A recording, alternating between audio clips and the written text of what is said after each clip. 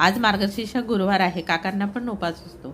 मी सकाळी उठून माझे सगळे कामं उरकले, काकांना खिचडी केली, त्यांनी फराळ केला आणि ते आत्ताच नुकते ड्युटीवर गेलेले आहेत।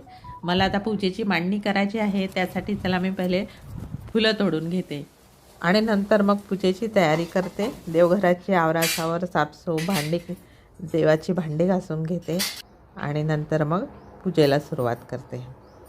देवावरचे निघालेले फुलं निर्माल्य वगैरे इकडे तिकडे फेकून द्यायचे नाहीत, ते झाडांमध्ये टाकायचे आणि किंवा मातीमध्ये दाबून द्यायचे झाडाखाली, त्यांची माती होऊन जाते। मी झाडात टाकते आणि दुसऱ्या दिवशी मग काढून दुसऱ्या मातीखाली दाबून देते, तर त्यांची पुन्हा माती होते।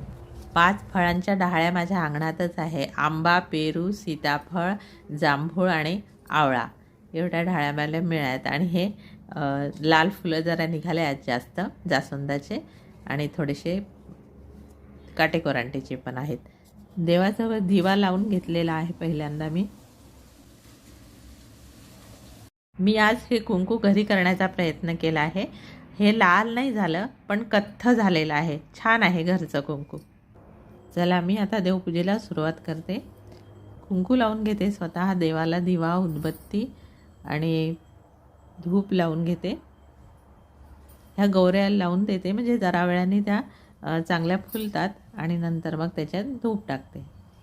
पहिल्यांदा गणपतीची पूजा आणि नंतर मग सगळी देवपूजा।